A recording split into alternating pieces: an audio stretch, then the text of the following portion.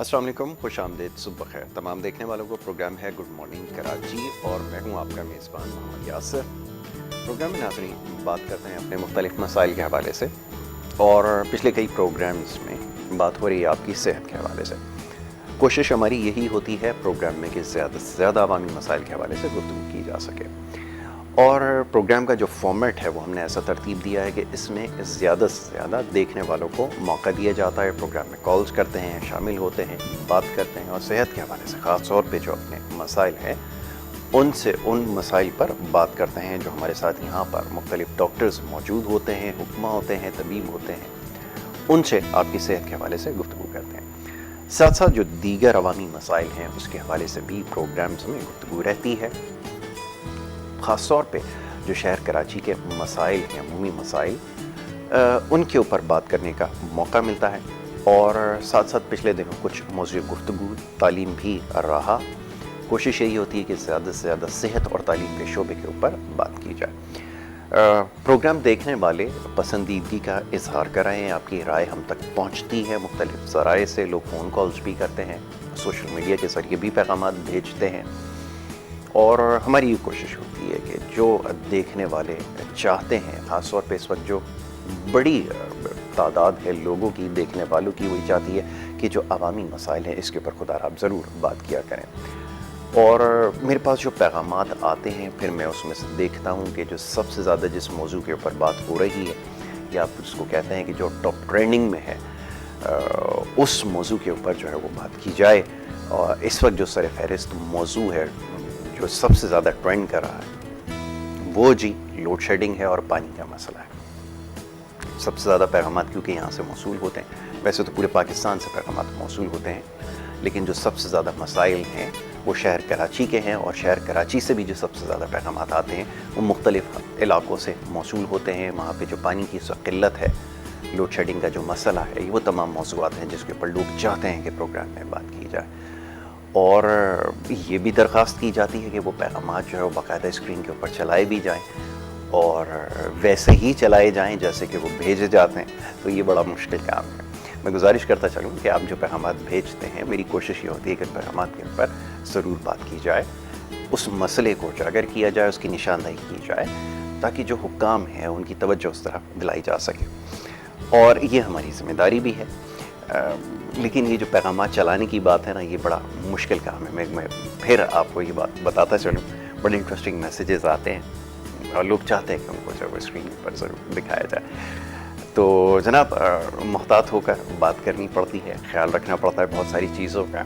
लोग गम गुस्से का इजहार करते हैं और हक बजानिब हैं क्योंकि इस वक्त जो सूरत हाल है बहुत ज़्यादा पेचीदा है, तकलीफ़ देह है उन तमाम लोगों के लिए जो यहाँ रह रहे हैं और जिन मसाइल की निशानदेही कर रहे हैं। तवील अरसे से इसके ऊपर जो है हम बात कर रहे हैं। बहरहाल इसके ऊपर तो बात करते रहेंगे।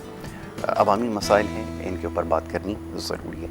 सेहत के हवाले से जैसे मैंने कहा, आजकल जिसके ऊपर सबसे ज़्यादा बात हो रही है वो है कोरोना वायरस। कोरोना वायरस की वजह से जो अब तक हुआ है, खुदा का शुक्र है, वैसे तो पूरे मुल्क में कोरोना के केसेस में बड़ी तेज़ी से कमी आ रही है, लेकिन ख़तरा अभी भी टला नहीं है। ये बात बार बार दोहराई जा रही है। उस वक्त से जब से ये कोरोना का आगाज़ हुआ, पहली वेव आई, दूसरी वेव आई, उसके बाद तीसरी वेव आई और फिर आगे जाके खुदा न करे अगर सूरत हाल काबू में ना आई तो फिर चौथी वेव का भी ख़तरा मौजूद है। ये बात समझने की है कि कुछ लोग शायद ये समझते हैं कि कोरोना वायरस जो है वो मुकम्मल तौर पे ख़त्म हो गया या केसेस में कमी आने का मकसद ही है कि मुकम्मल तौर पर इससे हमने छुटकारा हासिल कर लिया है। ऐसा कतई नहीं है। वैक्सीनेशन के ऊपर ज़ोर दिया जा रहा है और क्यों दिया जा रहा है इसके ऊपर आज हमने गुफ्तगू कर ली। और ये कोरोना वायरस जिनको अभी तक समझ में नहीं आया कि ये मामला है क्या, उनके लिए आज ख़ास तौर पर प्रोग्राम में बात की जाएगी। बड़ी ख़ास मेहमान आज स्टूडियोज़ में तशरीफ़ फरमा है, उनसे तमाम मामलात पर गुफ्तगू होगी, बशमूल ये कि वैक्सीनेशन के हवाले से जो अबहम पाया जाता है, जो लोगों के जहनों में सवालात हैं वैक्सीनेशन के हवाले से, कैसे दूर किए जाएं, क्या क्या गलतियां हमसे हुई हैं, समझने की ज़रूरत है। और ये जो मुख्तलिफ़ अशकाल जिनके बारे में बात हो रही है कोरोना वायरस की, जो इस वक्त पाए जाते हैं, वो किस तरह नुकसान पहुंचाते हैं ह्यूमन बॉडी को, इंसानी जिस्म को, इसके ऊपर ख़ास तौर पे बात करेंगे। डॉक्टर रोमा सिकंदर आज हमारी मेहमान हैं। केमिकल पैथोलॉजी के अंदर आप जो है वो महारत रखती हैं, और डॉक्टर ईसा लैब से जाना पहचाना नाम है शहर कराची का, बल्कि अब तो पूरे मुल्क में पहचाना जाता है। मुख्तलिफ जगहों पर आप देखते हैं डॉक्टर ईसा लेबॉर्ट्री के नाम से जो है इनके रिसर्च सेंटर और लैब्स जो है वो मौजूद हैं। तो आज डॉक्टर रोमा को वेलकम करूंगा। Thank you so very much, बहुत शुक्रिया doctor Roma for being with us on the show. सबसे पहले जो आगाज़ में एक बड़ी लंबी तमहीद बांधी गई है, इसको बताने का मकसद ये है कि अभी तक लोग बहुत सारे ऐसे हैं बड़ी तादाद में जो अभी तक कोरोना वायरस को सही तरह से समझ नहीं पाए हैं, और जो सवालात मौसूल होते हैं उसमें ज़्यादा जो तादाद होती है वो इसी हवाले से होती है। लोग जो अपनी राय का इजहार करते हैं कि ऐसी कोई चीज़, इसका कोई वजूद नहीं है और ये महज सिर्फ कोई अफवाह है, या किसी किस्म की, जो हम ख़ास तौर पे हमारा जहन जिस तरफ सबसे पहले जाता है वो ये कि साजिश कोई हमारे ख़िलाफ़ की जा रही है। फरमाइएगा पहले, क्योंकि आपने इन तमाम चीज़ों को एग्ज़ामिन किया है, केस स्टडीज़ किए हैं, आपने देखे हैं कि इंसान के जिस्म में ये किस तरह दाखिल होता है, किस तरह काम करता है, कितना मुहलिक साबित हो सकता है। इसके ऊपर मैं चाहूँगा पहले आगाज़ में थोड़ी सी बात कर ली जाए। जी, सबसे पहले तो अस्सलाम वालेकुम। वालेकुम अस्सलाम। कोरोना वायरस है तो ऐसा तो नहीं है, ये एक वायरस है। हम अब इसको इस तरह से अगर हम लें कि ये एक सिंपल सी एक बीमारी है, वायरल इन्फेक्शन होता है हमारी बॉडी के अंदर, ठीक है। और अगर इसको ट्रीट ना किया जाए, जैसे कि अदर बीमारियां होती हैं कि अगर हम उनको छोड़ दें और बोलेंगे जस्ट ये एक नज़ला ज़ुकाम है, तो वो ऑब्वियसली वो कॉम्प्लिकेटेड हो जाता है, और इस हद तक कॉम्प्लिकेटेड हो जाता है कि फिर वो दवा से उसका फिर क्योरेबल नहीं होता। ठीक है, ठीक है। और इसको क्योर करने के लिए सर्टेन प्रिकॉशंस हमने, ठीक है, वो हमने अल्लाह का शुक्र है, हमने तो खैर काफ़ी उन पे अमल करके अपने मुल्क को काफ़ी हद तक सेफ कर लिया।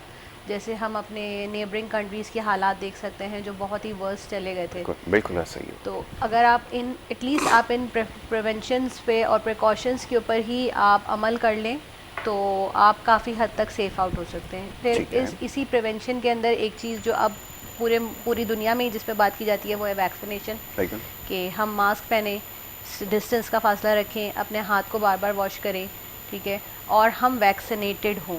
बिल्कुल सबसे ज़्यादा ज़रूरी है। और वैक्सीनेटेड, आइदर वैक्सीन्स के बारे में भी बहुत सारी बातें यही हैं कि आइदर ये सही नहीं है और इससे मौत वाक़ई हो जाती है। तो पहले बात तो ये कि ज़िंदगी और मौत तो अल्लाह ताला के हाथ में है। बेशक, बड़ी अच्छी बात आपने कही, बिल्कुल। और सेकेंडली, अगर हम वैक्सीनेटेड, हम ये देखना चाहते हैं कि हमने जो वैक्सीन लगवाई है आइदर वो हम ये कहें कि वो हमारे लिए फ़ायदेमंद है भी कि नहीं है, तो उसका एक बहुत आसान सा तरीका है जो इवन हमारी लैब ने तो इंट्रोड्यूस भी करवा दिया है कि after the second dose, 21 days after second dose, आप एक छोटा सा एक टेस्ट करवा सकते हैं जिसको हम कहते हैं कोविड न्यूट्रलाइजिंग एंटीबॉडी।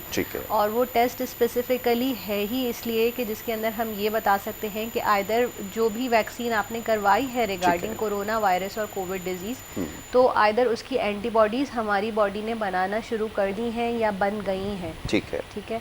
तो ये बहुत ज़्यादा कोई महंगा टेस्ट भी नहीं है। और सेकेंडली दूसरी बात ये कि आप ख़ुद भी एक तरह से मुतमईन हो जाओगे। तो फर्स्ट ऑफ़ ऑल तो यही कि आपने सारे प्रिकॉशंस लेने हैं, आपने मास्क पहनना है, आपने बहुत ज़्यादा हुजूम नहीं करना किसी जगह पे, आपने अपनी डिस्टेंसिंग रखनी है, आपने बार बार हैंड वॉश करना है, ठीक है, ये तो करना ही करना है आप, ठीक है। और अगर आप बीइंग एज अ मुस्लिम देखें तो इस्लाम भी हमें ये सारी चीज़ें हुक्म देता है, बिल्कुल ठीक है। 5 वक्त नमाज, 5 वक्त वज़ू, बिल्कुल ठीक है। तो उसके लिए एक एडेड ये कि अगर अभी तक आप वैक्सीनेटेड नहीं हैं तो आप अपने आप को वैक्सीन करवा लें। ठीक है, डिफरेंट वैक्सीन अवेलेबल हैं मार्केट में, ठीक है। और मोर और लेस तो एलर्जी, जहाँ तक हम ये बात कहते हैं कि वैक्सीन्स के अपने ड्रॉबैक्स बहुत ज़्यादा हैं, कमज़ोरी हो जाती है, थकन हो जाती है, डायरिया हो जाता है, तो ये तो किसी भी वैक्सीन से हो सकता है। मैं यही आपसे पूछना चाह रहा था, सवाल भी अगला मेरा यही था कि जो वैक्सीनेशन के हवाले से लोग कहते हैं कि इसके साइड इफ़ेक्ट्स हैं। अच्छा, अब इसको मान लिया जाए कि अगर आप इसको साइड इफ़ेक्ट्स कहते हैं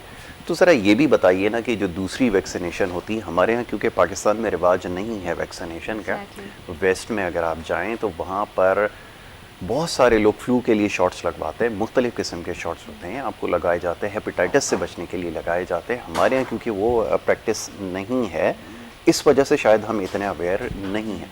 पहले तो मैं चाहूँगा इसको थोड़ा सा एलाबरेट कर दें कि जो हम इसके अलावा जो वैक्सीन लगवाते हैं, क्या उसमें भी ऐसा ही होता है कि बुखार की शिकायत हो, जैसा भी आपने डायरिया वगैरह का तज़किरा किया? जी, ये तो किसी भी वैक्सीन से हो सकता है। मोर और लेस वैक्सीन हम ये कह सकते हैं 1% अगर है तो वो किसी को डेडली इन्फेक्ट कर सकती है, मतलब कि वो उसके लिए लीथल साबित हो सकती है। लेकिन अदर देन दैट हम ये कहते हैं कि 99.99% जो है वैक्सीन हम सेफ प्रिकॉशंस के लिए लगवा रहे हैं। ठीक है, वो अब ऑब्वियसली वैक्सीन क्या है, वैक्सीन हमने ये करना है कि अपनी बॉडी में एक वायरस की एक लिमिटेड डोज को इंजेक्ट करना है और हमारी बॉडी उसको रिकग्नाइज करके उसके खिलाफ एंटीबॉडीज़ बना लेगी। तो इसकी थोड़े बहुत फीवर आना, थोड़ा बहुत जैसे 99-100 फीवर आना, थकन महसूस होना, कमज़ोरी होना, तो ये सिम्टम्स होते हैं। इवन मतलब आप किसी भी दवा, किसी भी केमिकल के हाइपर सेंसिटिविटी रिएक्शन जिनको हम कहते हैं एलर्जी रिएक्शन, कि जिसम पे दाने भर जाना एक लिमिटेड उसमें, और आपको इचिंग होना, कोई दाने नहीं है, फीवर नहीं है, ये सब कुछ हो सकता है for a short period of time. For a short period of time might भी आप अपने डॉक्टर से कंसल्ट कर लें, वो आपको और वो बता सकता है। लेकिन ये सारे जो है ना, हम जब भी किसी चीज़ की एडवर्स इफेक्ट्स या हम बात करते हैं ना कि इसके साथ कोई मसले होंगे, तो उसको हम मेजर और माइनर में कहते हैं। बिल्कुल ऐसा तो ये तो माइनर इफेक्ट्स हैं और जो बॉडी आराम से टॉलरेट कर सकती है। ठीक है। और ऐसा भी ज़रूरी नहीं है कि हर इंसान को ये सारी चीज़ें होंगी। ठीक है, हो सकता है किसी को कुछ भी ना हो। ठीक है, और ज़्यादातर केसेस में ये देखा गया है कि जो बड़ी तादाद में लोग हैं ना, उनको इसके साइड इफ़ेक्ट्स ये जिनका भी तस्करा हुआ वो नहीं हुए हैं। ये चंद केसेस के अंदर है। लाइक मैं आपको समझाऊं कि अगर 100 लोगों की वैक्सीनेशन हुई है तो ये 5 या 10 लोग ऐसे होंगे जिनके अंदर ये सारे सिम्टम्स आए होंगे। किसी को जो है हल्का बुखार हुआ होगा। ये जो ख़ास तौर पे आपने जो दानों वगैरह की बात की, ये इससे ना घबराएं, बहुत कम बहुत कम है। प्लीज़। और वो भी सब लोगों को नहीं, कोई फॉरेन के हो सकता है। ठीक है, बेसिकली हमारी साइकी कोरोना को लेके इतनी ज़्यादा हम उसको नेगेटिव पॉइंट ऑफ व्यू पे ले गए हैं, तो इस वजह भी लोगों के दिमागों में ये बातें बैठ गई हैं। जबकि अगर आप कोविड वैक्सीन के अलावा भी बात करें ना, अगर कोविड पे, तो कोविड जो है लीथल तो वो 2% ही है। बिल्कुल। कॉम्प्लिकेशंस में बंदा जा सकता है, वो भी उस सूरत में जाएगा जब आफ्टर डायग्नोज किया, हमने ये डायग्नोज कर लिया वो पॉजिटिव है, और उसके बावजूद भी वो उसकी कोई ट्रीटमेंट नहीं लेगी। बिल्कुल। इसका एक सेट प्रोटोकॉल ट्रीटमेंट है जो ऑलमोस्ट हर जगह पर ही दी जाती है। ठीक है। लेकिन क्योंकि बीमारी के अंदर मसला ये होता है कि हमारे जो लंग्स हैं उनके अंदर क्लॉट्स बनना शुरू हो जाते हैं, और ये क्लॉट्स ऐसा नहीं है कि मुझे आज डायग्नोज हुआ कोविड तो आज बनना शुरू हो जाएंगे। अगर उसके बावजूद भी मैं वही सारे काम करती रहूँगी, कौन से काम, लाइक अगर मुझे एक फीवर हो रहा है और मेरा गला ख़राब है, मैं वही ठंडा पानी लिए चली जा रही हूँ और मैं उसको और वर्स करती चली जाऊँगी कंडीशंस को, तो चीज़ें वर्स पे जाती हैं। ठीक है, लेकिन अगर मुझे आज पता चल जाता है कि मुझे फीवर है और मैंने पैनाडोल ले ली, तो मैं क्योर हो जाऊँगी। बिल्कुल ठीक है। अच्छा, अब डॉक्टर साहब कुछ चीज़ें हैं इसके ऊपर भी बात करना ज़रूरी है। हमारे यहाँ क्योंकि सोशल मीडिया के ज़रिए बहुत सारी, आपको पता है, कुछ नेगेटिव इन्फॉर्मेशन जो है वो फ्लोट की गई। उसमें जो टॉप ऑफ द लाइन थी वो ये थी कि ये जो वैक्सीनेशन है दैट क्रिएट्स इम्पोटेंसी। फिर जनाब उसके बाद ये बात हुई कि इसमें आपका जो टाइम स्पैन है लाइफ का वो कम हो जाएगा। ये में वो सारी चीज़ें हैं जो लोग इस वो सोशल मीडिया के ज़रिए वो कोशिश कर रहे हैं इन तमाम चीज़ों को हाईलाइट करने की। मैं चाहूँगा इसके ऊपर खुल के बात की जाए। देन कुछ वैक्सीनेशन के हवाले से जो इनिशियल उनकी जो इंक्वायरी रिपोर्ट्स आई थी उसमें ये कहा गया था, लाइक अब नाम इसलिए ले सकते हैं क्योंकि ये सबके लिए भी है ना अवेयरनेस प्रोग्राम, एस्ट्राजेनेका के हवाले से, क्योंकि उसमें जो क्लॉटिंग हो रही थी, कुछ जगह ब्लड क्लॉटिंग का इशू आया था, इस वजह से जो है वो WHO ने कुछ for short period of time उसको जो है अपनी कंसिडरेशन में नहीं रखा। लेकिन अब वो तमाम चीज़ें हैं, ये भी लोग अभी तक सवाल इस बारे में कर रहे हैं। मैं चाहूँगा इसके ऊपर थोड़ी बात की जाए। देखें, जहाँ तक ये जो भी स्टडी हुई है जिसने भी की है कि 2 साल तक जिंदा रहेंगे आफ्टर वैक्सीनेशन, तो फिर मेरी वही वाली बात की ज़िंदगी और मौत वाला के हाथ में। अगर आपने 2 साल भी रहना है तो आप वैक्सीन लगवा ही लेना, कल को अफसोस तो नहीं होगा ना। सेकेंडली दूसरी बात ये कि डिफरेंट वैक्सीन्स अवेलेबल है मार्केट में, लेकिन हमारे यहाँ मसला ये होता है कि हमारे यहाँ ना, अगर मुझे ब्लड प्रेशर है तो और मैंने अगर किसी को बता दिया तो ये बहुत बुरा समझाता है। हमारे यहाँ रिवाज नहीं है कि हम अवेयरनेस को शो करें ना। तो किसी को अगर किसी वैक्सीन से बहुत ज़्यादा मसला है ना, तो उसके लिए जो है वो पहले अपने जहाँ पे भी वैक्सीन वो करवाने जा रहा है वहाँ पे जो भी कंसल्टेंट उसका डॉक्टर होगा वो उसे एक हिस्ट्री लेगा।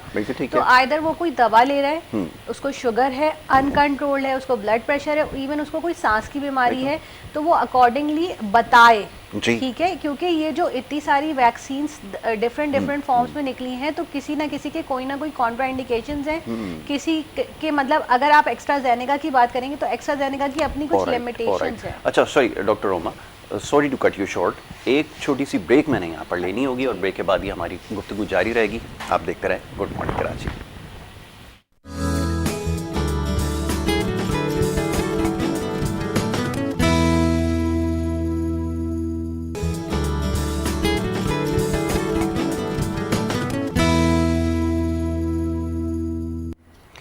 Welcome back once again. आपको एक दफ़ा फिर खुशामदीद कहेंगे। प्रोग्राम है गुड मॉर्निंग कराची।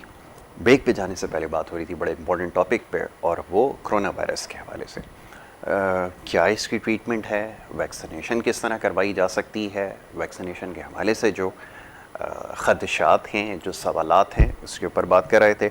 टेस्टिंग के हवाले से बात करेंगे। डॉक्टर ईसल आप इस हवाले से काम कर रही है, और अभी एक बड़ी इंपॉर्टेंट चीज़ मुझे यहाँ पर जस्ट केम टू नो कि आप वैक्सीनेशन के बाद अपनी प्रोग्रेस भी चेक कर सकते हैं कि आपकी बॉडी के अंदर किस तरह ये वैक्सीनेशन काम कर रही है, एंटीबॉडीज़ डेवलप कर रही है, क्या उसका स्टेटस है, तमाम चीज़ें उसकी रीडिंग ली जा सकती हैं। ब्रेक पे जाने से पहले डॉक्टर उमा कुछ बात हो रही थी, हम बात कर रहे थे कि वैक्सीनेशन के हवाले से आपने जैसे बताया कि वो टाइम स्पेन के हवाले से लोगों का कोई कंसर्न बढ़ गया है, और फिर और बहुत सारे दीगर सवालात थे। मैं चाहूँगा पहले इसके ऊपर थोड़ी मज़ीद गुफ्तगू कर लें, फिर हम आते हैं इसके वेरिएंट की तरफ। जी, वैक्सीनेशन के हवाले से तो जैसे मैंने आपको पहले भी बताया कि आप 21 days after 21 days Covid neutralising antibodies आप करवा सकते हैं। और इन केस ये ज़्यादातर वैसे क्योंकि मेजॉरिटी जो हैं वैक्सीन हैं उनमें हम एक्स्ट्राजेनेका की जो बात कर रहे थे कि एक्स्ट्राजेनेका की ना कुछ लिमिटेशंस हैं। आप लाइक अब 40 पे आप नहीं करवाओगे। फिर दूसरी बात ये कि हमारे यहाँ ना इस ना तो स्क्रीनिंग का रिवाज है कि हम किसी चीज़ के लिए स्क्रीन करवाएं। इवन हम अगर किसी को डायबिटीज़ भी है ना तो वो ये बोलता है कि नहीं जी मैंने तो 6 महीने पहले शुगर करवाई थी, मुझे नहीं थी। बिल्कुल ठीक है। तो ऐसा नहीं होता। अगर हम स्क्रीन अपने आप को रखें, अगर हम अपने सारे टेस्ट रूटीन में जो है वो रिपीट आउट करवा सकें, और इवन डॉक्टर ईसा लैब तो इसके लिए बहुत अच्छे पैकेजेस भी अलाउ करता है ना, तो अपने आप को चेक करने के लिए एवरी 3 मंथ्स अगर हम अपने वो रूटीन के टेस्ट, मैं ये नहीं कहती आप सारे टेस्ट करवाओ, लेकिन अगर लाइक आपको कोई किडनी की प्रॉब्लम है तो आप यूरिया क्राइटेनिन करवा लो। बिल्कुल ठीक है। अगर आप लिपिड्स की प्रॉब्लम है, आपको ब्लड प्रेशर रहता है, तो आप सिर्फ वो होल ब्लड लिपिड प्रोफाइल आप करवा लो। और इन सारे पैकेजेस जो है वो नाउ एंड देन डॉक्टर ईसा की तरफ से तो आते ही रहते हैं। तो अगर आप वो चेक करवाते रहें तो आप खुद भी अपने आप को केटर आउट कर सकते हो कि आपकी ये चीज़ बढ़ी हुई है, आपको इसको सही करना है, ठीक है। और दूसरा ये कि जो है आप अकॉर्डिंगली फिर अपनी सारी ट्रीटमेंट्स और मोडालिटीज़ को उसी हिसाब से जो है ना आप चला सकते हो, ठीक है। तो अब इसकी लिमिटेशंस, हाँ अच्छा हम क्यों नहीं लिमिटेशंस हम क्यों नहीं बात कर सकते, क्योंकि हमें खुद ही नहीं पता होता। ठीक है, मेरा ब्लड प्रेशर एक अरसे से बढ़ा हुआ है, नहीं जी मेरा ब्लड प्रेशर ठीक है क्योंकि मैंने फला दिन चेक करवाया था और मुझे गोली की ज़रूरत नहीं है। मतलब ये हम नहीं डिसाइड करेंगे कि हमें गोली की, ये डॉक्टर डिसाइड करेगा। एग्जैक्टली, बिल्कुल आपने ठीक कहा। तो वो लिमिटेशंस है। अगर और अच्छा, और एक्स्ट्राजेनेका सिर्फ एक वैक्सीन नहीं है। अब लोग मेरा जितने लोगों से मिलना होता है वो ये कहते हैं कि नहीं जी सबसे अच्छी फाइजर है जी। अब to be very honest Pfizer इस वक्त कराची में नहीं है, ठीक है। मैं कहीं और की बात नहीं करूँगी, लेकिन कराची के अंदर फाइजर वैक्सीन नहीं अवेलेबल है। लेकिन आप दूसरी वैक्सीन अदर ऑप्शन ले सकते हो। साइनोफार्म है, साइनोवैक्ट है। अच्छा, अब जब किसी को ये बोलो कि ये तो नहीं जी ये सऊदीया के एयरपोर्ट के ऊपर नहीं आता, तो ये सारी चीज़ें टाइम बाय टाइम जैसे जैसे चीज़ें अपडेट हो रही हैं वो सब कुछ वो हो जाएगा। लेकिन एटलीस्ट अगर आपकी गवर्नमेंट आपको एक अपॉर्चुनिटी दे रही है कि आप फ्री ऑफ कॉस्ट एक वैक्सीन जाके लगवा लो, तो आपको ज़रूर उसको अवेलेबल करना चाहिए कि आप एटलीस्ट कभी अगर इवन अभी यही प्राइवेटली आ जाए तो आई थिंक सिंगल डोज भी 10-12 हज़ार से कम की नहीं होगी। बिल्कुल। और ये वैक्सीन अब हर जगह मैंडेटरी होती जा रही है। बिल्कुल ठीक है। थोड़े अरसे में ये वैक्सीनेटेड कार्ड बहुत ज़्यादा ज़रूरी हो जाएगा। बिल्कुल ठीक है। तो अगर अभी एक सहूलत मिली हुई है तो हमें उसे अवेल करना चाहिए। बिल्कुल ठीक है, इससे फ़ायदा उठाना चाहिए, और अभी ये वैक्सीनेशन है इसको जल्द से जल्द जो है मुकम्मल करवाएं। दूसरी जो इम्पोर्टेंट बात थी, जैसे इसके हवाले से जो सवालात थे उसके ऊपर डॉक्टर रोमा ने बड़ी तफसीलन गुफ्तगू की है, जो ख़ास तौर पर वैक्सीनेशन के हवाले से, एस्ट्राजेनेका के हवाले से बहुत सारी बातें कि ये क्यों लगवा ली, क्लॉटिंग हो जाएगी, ऐसी कोई बात नहीं है। ये ग्लोबली टेस्टेड है, बहुत सारी कंट्रीज़ में सिर्फ यही वैक्सीन लगाई गई है और बेहतरीन रिजल्ट हैं। चंद एक केसेस के अंदर ज़रूर इनिशियली जो टेस्ट किए गए थे ऐसा ज़रूर हुआ था, तो ये चीज़ मेरा ख्याल है कि अब क्लियर हो गई होगी। आगे बढ़ते हैं। जो कोरोना के मुख्तलिफ वेरिएंट्स जो अब आए हैं जिसके बारे में ज़्यादा लोग फेमिलियर नहीं है, क्योंकि अब तो ग्लोबली इसके ऊपर डिस्कशन हो रही है। एक इंडियन वेरिएंट आया जो बहुत ज़्यादा लीथल है। क्या हमारे पास अब इतनी कैपेबिलिटी है कि हम डिटर्मिन कर सकें कि ये कौन सा वेरिएंट है जो इस वक्त रूम अराउंड कर रहा है? मैं चाहूँगा इस पर थोड़ी सी बात करें। कोविड के वेरिएंट्स हम डॉक्टर ईसा लेबॉर्ट्री ने तो स्टार्ट कर Yes, दी हैं sorry. टेस्टिंग करने के लिए, लेकिन इसमें एक चीज़ जानना बहुत ज़रूरी है कि वेरिएंट के लिए टेस्ट तभी पॉसिबल होगा when you are covid positive. ठीक है, ठीक है, मतलब आप इसमें पहले कोविड इवन आपकी रिपोर्ट पॉजिटिव आती है, ठीक है। Then we have to go for covid Another variant. test. हाँ, Yes. ठीक है, जो नेगेटिव है हम उस पर कोविड वेरिएंट नहीं देखेंगे। ये ऐसा see. नहीं है कि जो है ना अगर पीसीआर की रिपोर्ट नेगेटिव आ गई तो हम कहेंगे ये तो नेगेटिव है, हम वेरिएंट पे चले जाएं, ठीक है। ऐसा नहीं है। अगर किसी का कोविड पॉजिटिव है then we have to go for variant. ठीक है। इस वक्त हम 2 वेरिएंट्स कर रहे हैं, उसमें इंडियन वेरिएंट नहीं है, लेकिन इंशाल्लाह ताला वी विल प्लानिंग कि हम इसको आगे जो है वो शुरू कर दें। ठीक है, ठीक है। अच्छा, इस वेरिएंट क्यों देखना ज़रूरी है, और अगर मैं ये बोलूँ कि क्यों देखना ज़रूरी है और इस पे क्या है, तो ट्रीटमेंट प्रोटोकॉल पे थोड़ा बहुत फ़र्क पड़ता है। ठीक है, आप खुद भी अपने आप को थोड़ा सा आपको पता चल जाता है कि क्योंकि कुछ चीज़ें जो होती हैं वो थोड़ा ज़्यादा डेडली होती हैं और कुछ चीज़ें जो होती हैं वो जल्दी क्योर करने वाली होती है। ठीक है। तो हमें ये चीज़ पता चल सकती है। ठीक है, लेकिन ये टेस्ट करवाएगा वही जो कोविड पॉजिटिव होगा। पॉजिटिव होगा, बिल्कुल ठीक है। तो ये ज़रा समझने की ज़रूरत थी, और ये टेस्ट क्यों ज़रूरी है ये भी समझ लें। एक और बड़ा इंपॉर्टेंट क्वेश्चन, अभी तक हमें ये बहुत बुनियादी चीज़ें हैं जिसके ऊपर बात हम कर रहे हैं, जिनको माइनर सिम्टम्स भी हैं। अच्छा, हमारे यहाँ क्योंकि टेस्टिंग की तरफ लोग ज़्यादा नहीं जाते, इवन ये कि जो बॉर्डर लाइन पर होते हैं, प्री डायबिटिक होते हैं, वो भी घबरा रहे होते हैं कि वो शुगर के जो वो टेस्ट करवा लिए जाएं। इसी तरह और दीगर केसेस के अंदर भी। अब ये फरमाइए कि ये कौन से लोगों के लिए ज़रूरी है कि वो कोविड टेस्ट करवाएं? क्या इनिशियली अगर उनको सिम्टम्स आ रहे हैं तो फ़ौरन से जाके टेस्ट करवा सकते हैं? और बहुत सारे लोग ये कहते हैं कि ये जो सोर थ्रोट और दीगर इश्यूज़ हैं, ये यूजुअली शहर कराची में रहने वालों के साथ तो एवरी नाउ एंड देन ये इशू रहता ही है। क्या उनको भी ये टेस्ट करवा लेना चाहिए? प्लीज़। ये फ्लू और आपसे सोर थ्रोट तो क्योंकि मौसम कंटिन्यूसली जी। चेंजिंग है, तो ये चीज़ें तो हो सकती हैं, ठीक इनको हम है। सीजनल चेंजेस भी बोलते हैं। लेकिन इसके साथ साथ अगर आपको बुखार, फीवर ग्रेटर देन 99 और 100 को टच कर रहा है और आपको थकन है, इवन अब कुछ स्टडीज़ में शुरू में ये चीज़ भी आई थी कि ये डायरिया भी करवाता है। ठीक है, तो अगर आपको उसके साथ ये सिम्टम्स आ रहे हैं तो you have to go for the test ना। वैसे तो हम ये कहते हैं कि फीवर और फ्लू है तो you have to go for the test to be on the safe side, आप टेस्ट करवा लें। अब इसमें भी ये है कि बहुत सारे लोगों को होता है कि नहीं जी वो नाक के अंदर डालेंगे तो वो दिमाग तक चला जाएगा, तो ऐसा कुछ भी नहीं होता। ठीक है, वो जस्ट उन्होंने एक नाक के एक लेवल है वो सेट है और उससे आगे जो उसका स्वाब है वो जा भी नहीं सकता। दूसरी बात ये कि वो स्वाब प्लास्टिक का होता है जिसके आगे कॉटन लगी हुई होती है। इज इट पेनफुल और नॉट? Important question. लोग ये समझते हैं it is painful, slightly painful, slightly painful. लेकिन जैसे for me actually it was bit painful. क्यों? क्योंकि मुझे साइनस का प्रॉब्लम है, तो मेरे लिए जो ग्लैंड्स होते हैं ना ये थोड़े से बड़े हुए होते हैं, तो उन केसेस के अंदर थोड़ा सा पेनफुल हो सकता है, लेकिन अदर देन मेरा नहीं ख्याल केस को। जी ठीक है। अच्छा, इसमें भी ना थोड़ी सी बात ये यासिर कि अगर आप देखें ना तो ये हम थ्रोट से भी करते हैं और ये हम नेजल भी करते हैं। ठीक है ना, तो बहुत सारी जगहों पे तो थ्रोट हो ही रहा है, ये पेनफुल सिर्फ नेजल है। लेकिन अगर मैं बोलूँ कि ये एक्यूरेट हमने जाना है, अगर मैं थ्रोट और नॉइज में से वो करना चाहूँगी कि मैं कोई एक जगह से सैंपल लूँ, तो वो नेजल सैंपल ज़्यादा रिलायबल सैंपल होता है। ठीक है, तो it is painful, somewhat painful, लेकिन उसमें भी ये है कि अगर आप जिस भी टेक्नीशियन से या जिस भी स्टाफ से आप या इवन डॉक्टर से टेस्ट करवाने जा रहे हो और वो जो आपको इंस्ट्रक्ट कर रहा है bend your head like this, don't move, अगर आप वो करो तो you can't feel any pain. ठीक है, वो एक अब हमारे यहाँ एक जैसे कहते हैं ना कि एक बन चुका है इस तरह का कि जी नहीं जी ये ऊपर लग जाता है और इससे खून निकल आता है। अच्छा, ये खून पे मैं बताना चाहूँगी कि बेसिकली ये एपिस्टेक्सिस है जो जिसको आप आम लफ्ज़ों में ये कहते हो कि नक्सीर फूट जाना।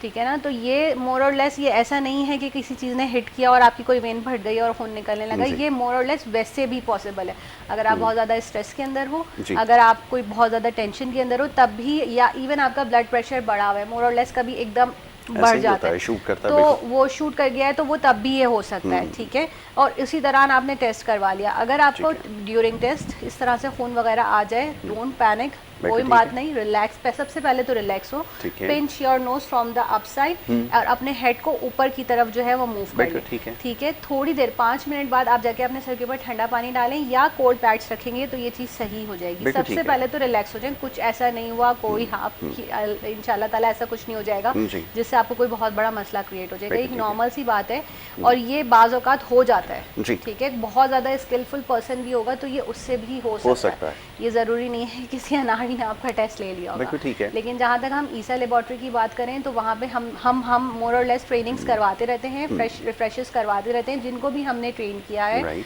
और NIH के थ्रू एक ट्रेनिंग हुई थी और सारे लोग वो जो टेस्ट ले रहे हैं सारे प्रोफेशनल्स हैं और टेक्निकल स्टाफ है हमारा, ठीक है, जिसको मैं भी सुपरवाइज कर रही हूँ और भी हमारे FCPS कंसल्टेंट्स हैं जो उनको पर्सनली सुपरवाइज कर रहे होते हैं, from taking the sample to the handling of the sample till के वो लैब पहुंचे और वो रिपोर्ट हो। बिल्कुल ठीक है, ठीक है। तो वो सारे से सारे क्वालिफाइड लोग हैं। हम इस तरह से नहीं है कि बहुत सारी लैब्स जो अनएथिकल प्रैक्टिस कर रही हैं कि जो इस चीज़ को ये कर दें कि थोड़े पैसे कम करके और लाइक अगर जैसे कोविड का टेस्ट की एक सेट प्राइस है उसको कम करके वो टेस्ट लेना शुरू कर दें। तो हम बेसिकली इस तरह से काम इसलिए नहीं करते क्योंकि हमारे पास क्वालिटी जो है, हम क्वालिटी पे कॉम्प्रोमाइज़ नहीं किया जा सकता। वेरी ट्रू, बिल्कुल ठीक है। क्वालिटी मेंटेन रखने की कुछ सर्टेन स्पेसिफिक लिमिट्स होती हैं जिनको ओबे करना ज़रूरी होता है ना। बिल्कुल ठीक है।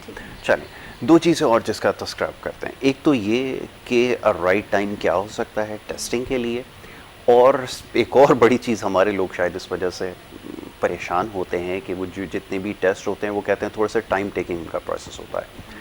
ये कितना टाइम टेकिंग प्रोसेस है और प्लस ये कि कौन सा टाइम ऐसा है जिसमें आप समझते हैं, क्योंकि मुख्तलिफ टेस्ट्स के मुख्तलिफ प्रोटोकॉल्स होते हैं, ठीक है। उसमें कुछ टेस्ट ऐसे होते हैं जो आपके फास्टिंग में लिए जाते हैं, जैसे हम लिपिड प्रोफाइल की अभी बात कर रहे थे, और इस तरह चंद एक और टेस्ट हैं जिनको हम फास्टिंग में उनको टेस्ट जो है वो लिया जाता है। इसके लिए क्या कंडीशंस हैं, इसके क्या प्रोटोकॉल्स हैं, मैं चाहूँगा इसके any time of the day, ठीक है, any time of the day, no requirements, no precautions, कोई ऐसे प्रिकॉशंस नहीं कि आपको फास्टिंग में आना है, आपको खाना खा के आना है। Whenever you feel the symptoms, and वो simple symptoms whether you are taking any medicine including exactly ना, ठीक है। बेसिकली अगर आपको कोई भी वायरल इन्फेक्शन होते हैं, लाइक आपको फ्लू है और फीवर है जो कंटिन्यूसली 2 से 3 दिन तक रहता है, ठीक है, तो सबसे पहले तो आप अपने आप को आइसोलेट करो, ठीक है, and then you have to go for the test, covid PCR।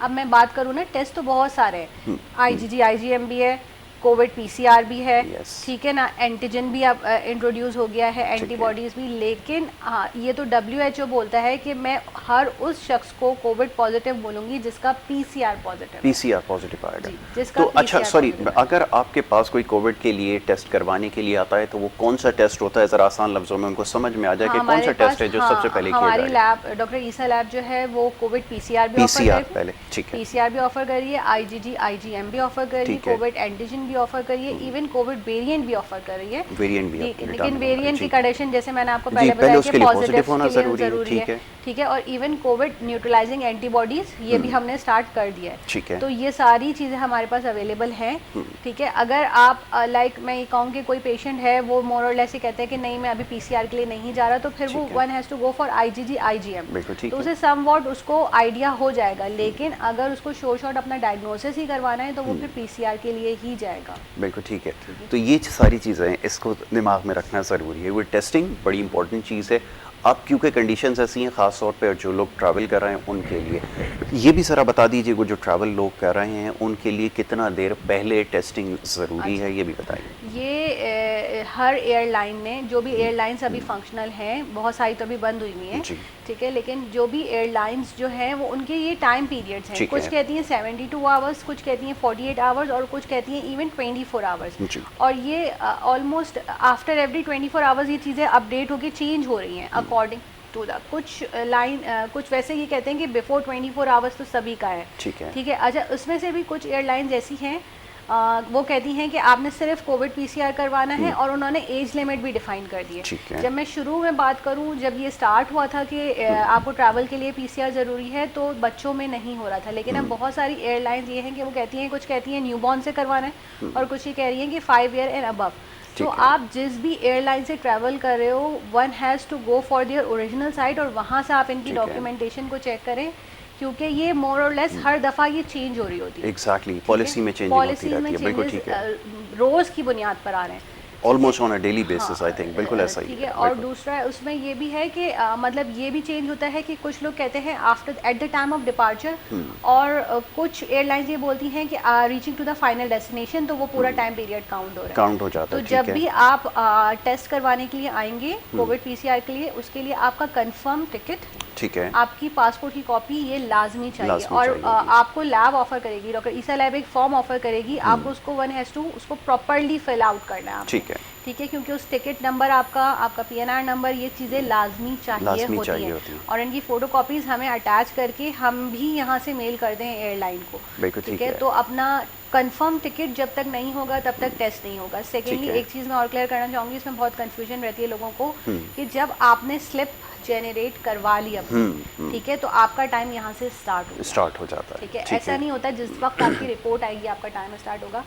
जब आपने स्लिप को जनरेट करवा लिया आपका टाइम स्टार्ट हो गया। यहाँ से आपके वो जितने भी आवर्स हैं, आइदर वो 24 आवर्स हैं, आइदर वो 42 आवर्स हैं, ठीक है। तो पहले प्लीज़ ये चीज़ कंफर्म कीजिए कि आपकी फला एयरलाइन है। और अब इसमें भी बहुत सारी हैं कि अगर एक बंदे ने पाकिस्तान से अमेरिका ट्रैवल करना है तो उसका बीच में कनेक्टिंग एयरलाइन से जो है उसका स्टे भी होगा, तो कुछ एयरलाइंस उस स्टे को भी काउंट करती हैं। तो ये सारी चीज़ें जब भी आप अपने टिकट कंफर्म करें उसको अपनी ऑफिशियल वेबसाइट से इसको क्लियर करें कि वेरी इंपॉर्टेंटली। बिल्कुल ठीक है।